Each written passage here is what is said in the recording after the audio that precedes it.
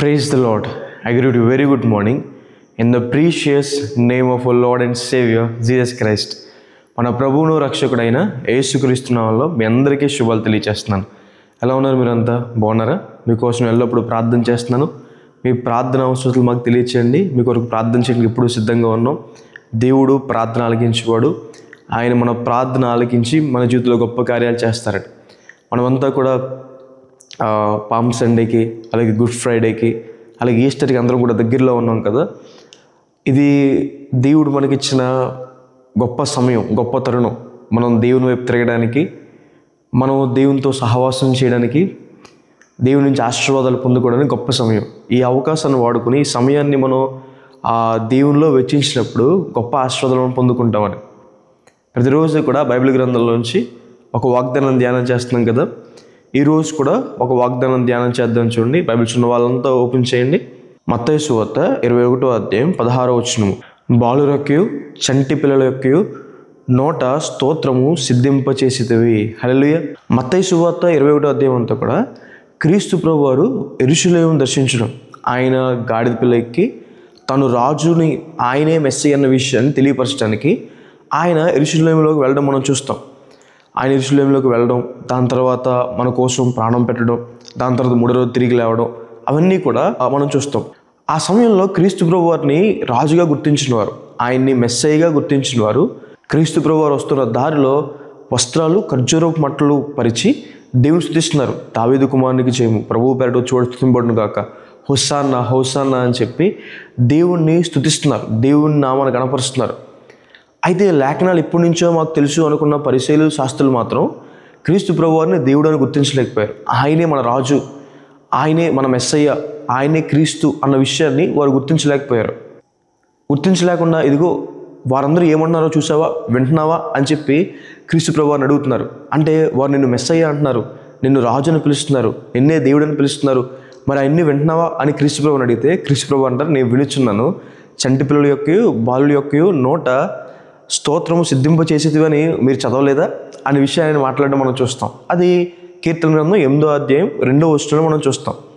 సిద్ధింపచేయడం, స్తోత్రం సిద్ధింపచేయడం. వాస్తవానికి సిద్ధింపచేయడం అన్న మాటకి అర్థం ఏంటంటే నెరవేర్చడం.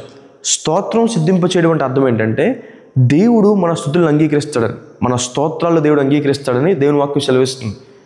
మనం మంచి మనసుతో మన హృదయాన్ని తెరిచి యథార్థతతో మనం దేవుని స్తుతించినప్పుడు, మనం దేవుని నామాన్ని గణపరిచినప్పుడు దేవుడు మన స్తుతుల పైన ఆసీనుడై ఉండువాడని. స్తుతి మన స్థితిని మారుస్తుంది. క్రైస్తవ జీవితంలో స్తుతికి చాలా ప్రాముఖ్యత ఉంది. దేవుని ఆరాధించడంలో, దేవుని నామాన్ని గణపరచడంలో చాలా ప్రాముఖ్యత ఉంది. బైబిల్లో చూడండి, దేవుని స్తుతించిన వారి జీవితంలో గొప్ప కార్యాలు మనం చూస్తాం. ఇశ్రాయేలు ప్రజలు కనాను దేశంలో అడుగుపెట్టిన తర్వాత మొదటి పట్టణం ఎరుకో పట్టణ ప్రజలకి ధైర్యము, గర్వం ఏదన్నా ఉందంటే అది వారు కట్టుకున్న కోట గోడలు. ఆ కోట గోడల మీద ఒకేసారి 2 రథాలు వెళ్ళొచ్చంట, అంత మందం ఉంటాయి ఆ కోట గోడలు, చాలా బలమైనవి. అయితే దేవుణ్ణి స్తుతించగా, ఇశ్రాయేలు ప్రజలు దేవుని స్తుతించగా, విజయధ్వని చేయగా ఎరుకో గోడలు కూలిపోయినాయి అని. హల్లెలూయా. గిద్యోను మిద్యామీనులపై యుద్ధానికి వెళ్ళేటప్పుడు గిద్యోను దేవుని స్తుతించడం, యెహోవా ఖడ్గము గిద్యోను ఖడ్గము, యెహోవాకి చేయము గిద్యోనికి చేయము అని చెప్పి దేవుని స్తుతించాడు. ఎప్పుడైతే గిద్యోను దేవుని స్తుతించాడో మిద్యామీనులందరినీ దేవుడు పారిపోయేలా చేశాడని దేవుని వాక్యం సెలవిస్తుంది. యెహోషాపాతు రాజు ఉపవాసం ఉండి ప్రార్థన చేసిన తర్వాత దేవుడిచ్చిన వాగ్దానం విశ్వసించి తన యుద్ధంలోకి వెళ్ళే ముందు మొదటి లైన్లో దేవుని స్తుతించే వారిని పెట్టారు. వారు యెహోవా దయాళుడు, ఆయన కృప నిరంతరం ఉండని చెప్పి వారు దేవుని స్తుతించగా బైబిల్ సెలవిస్తుంది, వారు దేవుణ్ణి స్తుతించడం మొదలు పెట్టగానే యెహోషాపాతు పక్షాన దేవుడు యుద్ధం చేయడం మొదలుపెట్టాడని. హల్లెలూయా. ఎవరైతే ఎక్కువగా స్తుతిస్తారో వారు తక్కువగా చింతిస్తారని. దేవుడు ఆయన ఏమై ఉన్నాడో దాన్ని బట్టి మనం దేవుని స్తుతించాలని. ఆయన సర్వశక్తిమంతుడు, సర్వ సృష్టికర్త, సర్వోన్నతుడు, ఆయన పరిశుద్ధుడు, ఆయన గొప్పవాడు కాబట్టి ఆయన ఏమై ఉన్నాడో దాన్ని బట్టి మనం దేవుని స్తుతించాలి. తర్వాత మనం కృతజ్ఞత కలిగి దేవుడు మన జీవితంలోకి ఇచ్చిన ప్రతి ఆశీర్వాదం బట్టి, ఆయన చేసిన ప్రతి మేలు బట్టి కృతజ్ఞత కలిగి మనం దేవుని స్తుతించాలని. అలా స్తుతించినప్పుడు గొప్ప ఆశీర్వాదాలు చూస్తామని. అలాగే దేవుడు మనకి ఏదైతే ఇవ్వబోతున్నారో, మనం ప్రార్థనలు ఏదైతే అడిగామో అది మనకు దొరికింది అని చెప్పి, మనం పొందుకున్నామని చెప్పి మనం దేవుని స్తుతించాలని. ఇలా దేవుని స్తుతించినప్పుడు దేవుడు మీ స్తుతుల్ని సిద్ధింపచేస్తాడు అని. హల్లెలూయా. దేవుడు దాన్ని నెరవేరుస్తాడని దేవుని వాక్యం సెలవిస్తుంది. ఏ విషయంలోనూ చింతించొద్దు కానీ ప్రార్థనా విజ్ఞాపనల చేత కృతజ్ఞతాపూర్వకంగా మీ చింత యావత్తు దేవునికి తెలియచేయండి అని రాయబడింది. కృతజ్ఞతాపూర్వకంగా ప్రార్థనా విజ్ఞాపనల చేత మనం దేవునికి తెలియచేసినప్పుడు విశేషమైన ఆశీర్వాదం పొందుకుంటాం. కాబట్టి దేవుడు మన స్తుతులపైన ఆసీనుడైనవాడు. ఆయన ఎంతైనా ఆరాధన అర్హుడు అని సిద్ధించడం అనే విషయం మనం చూస్తే బైబిల్లో రాయబడింది, దేవుడు తన చిత్తాన్ని మన పట్ల సిద్ధింప చేస్తాడని. అంటే తన చిత్తాన్ని దేవుడు మన పట్ల నెరవేరుస్తాడని.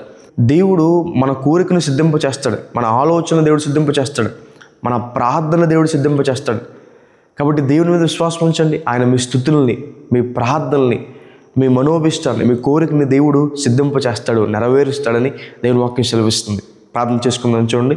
సర్వశక్తిమంతుడా, జీవం గల దేవేశ్వర ప్రభువా, మీకు వేలాది వందనాలు యేసయ్యా. ఈరోజు ఈ సమయాన్ని మాకు అనుగ్రహించినందుకు దేవా ప్రభువా, మీకు వేలాది వందనాలయ్యా. ప్రియులు ఎంతమంది అయితే ఈ వాగ్దానం వీక్షిస్తున్నారో ప్రభువా, వారి జీవితంలో మేలు చేయండి, సహాయం చేయండి ప్రభువా. మా స్తుతులపైన ఆశీర్వాదైన దేవా ప్రభువా, మీకు వందనాలు ప్రభువా. మా ప్రార్థనలు అంగీకరించిన దేవా, మీకు వందనాలు ప్రభువా. అప్పుల బాధలు ఎవరైతే ఉన్నారో ప్రభువా, వారిని విడిపించండి. అనారోగ్యంతో బాధపడుతున్నారో ప్రభువా, వారిని స్వస్థపరచండి. వారి జీవితంలో గొప్ప కార్యాలు చేయండి.